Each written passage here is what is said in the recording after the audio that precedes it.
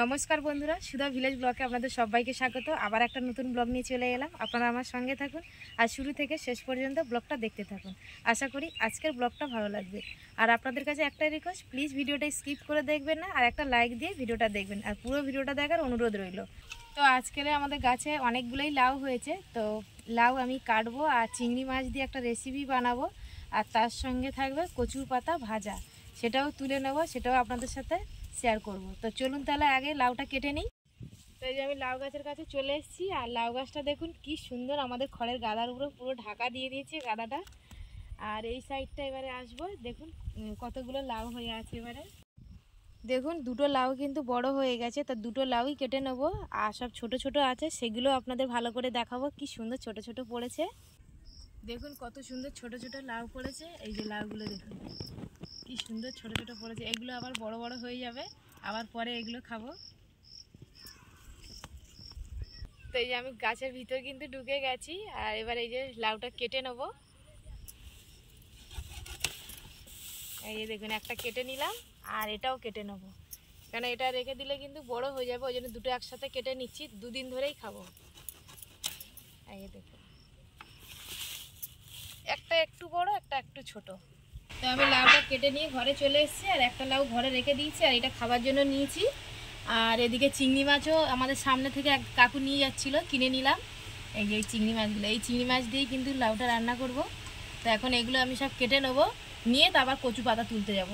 লাউ আর চিংড়ি মাছটা কেটে চলে এলাম এই যে কচু বাগানে। তো কচুর পাতা কটা তুলে নেবো, আর কোন পাতাগুলো নিতে হয় দেখুন বন্ধুরা, সেই পাতাগুলোই কিন্তু খেতে বেশ ভালো লাগে। বেশ এই যে এই পাতাগুলো, আরও ভিতরে দেখবেন সরু সরু হয়ে ওঠে, বেশি ভালো লাগে। আর অনেকে কিন্তু ভাতে সিদ্ধ করে খায় মেখে, আবার অনেকে ভাজা করে খায়, অনেকে চিংড়ি মাছ দিয়ে খায়। এই যে দেখুন এই পাতাগুলো বেশ এই যে সরু সরু হয়ে বেরিয়েছে এই পাতা। তো আমি এইভাবে কিন্তু কিছুটা তুলে নেব। তো এই যে চিংড়ি মাছটা আমি কেটে নিয়েছি, আর কতটা চিংড়ি মাছ ছিল বলুন তো বন্ধুরা, কিন্তু কেটেছি জাস্ট অল্প হয়ে গেছে। আর এদিকে লাউটাও কেটে নিয়েছি, বেশ এরকম ডুবো ডুবো করে কেটেছি, আপনারা চাইলে সরু সরু করেও কেটে নিতে পারেন। আর এদিকে এই যে কচুর পাতাটা নিয়ে চলে এসেছি, এখনও কাটিনি, কেটে নেব। আর কচুর পাতা খেলে আমাদের শরীরে কি কি মানে উপকার হয় সেটা আপনাদের বলবো। তো কচুর পাতাটা কিন্তু আমাদের শরীরের জন্য অনেক ভালো, রক্ত কিন্তু পরিষ্কার রাখে। আর কচুর পাতা বর্ষাকালে একটু গালটা চুলকায়, অনেকে হয়তো খেয়েছো তোমরা, জানো নিশ্চয়ই। তো আমি কিভাবে রান্না করব সেটা আপনাদের দেখাবো। তো এই যে সব কেটে নিয়েছি আমি, আর কেটে এই যে একদম রান্নাঘরে নিয়ে চলে এসেছি, রান্না শুরু করে দেবো। আর ভাতও বসিয়ে দিয়েছি, ভাতটাও হয়ে গেছে, এবার নামিয়ে নেবো।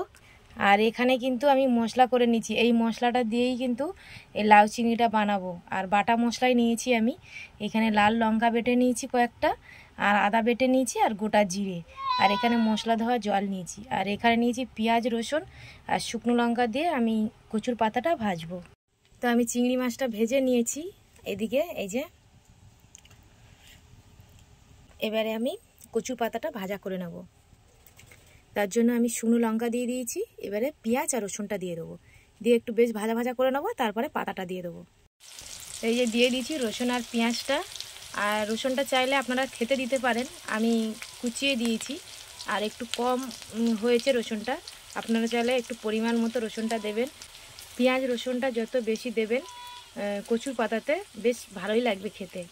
তো দেখুন কচুর পাতাটা কিন্তু অনেকটাই ছিল, বেশ একদম কমেও গেছে, অল্প হয়ে গেছে, আর ভাজলে তো জানেন একদম কম হয়ে যায়।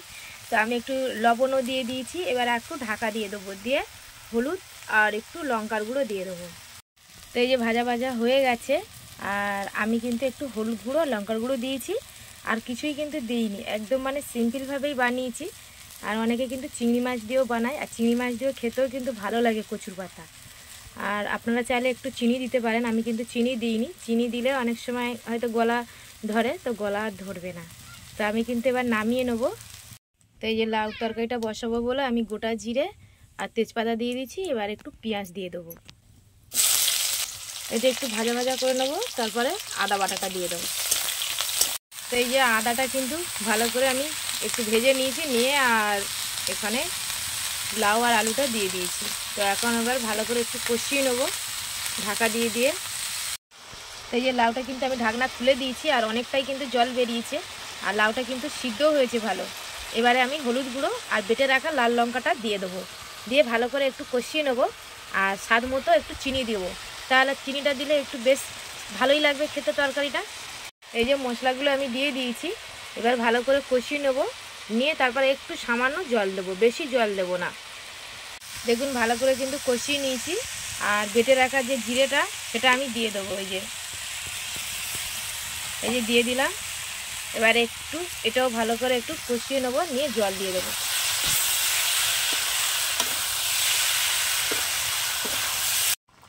তো এই যে দেখুন আমি কিন্তু অল্পই জল দিয়েছি আর ফুটে উঠেছে।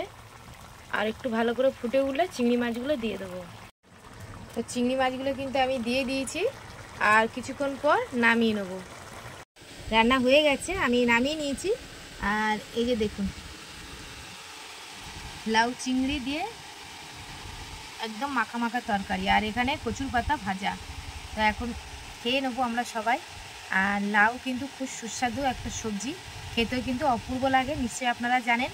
আর আমাদের খাওয়া কিন্তু শরীরের জন্য অনেক উপকারে আসে। তো আজকের আর ব্লগটা বেশি বড় করব না, আজকের ব্লগটা এখানেই শেষ করছি। যদি ব্লগটি ভালো লাগে সাবস্ক্রাইব, লাইক, কমেন্ট, শেয়ার করবেন। আর আমার পাশে থেকে আমাকে সাপোর্ট করবেন। যারা আমার ফেসবুক পেজে ভিডিওটা দেখছেন পেজটিকে ফলো করবেন। সবাই ভালো থাকবেন, টাটা।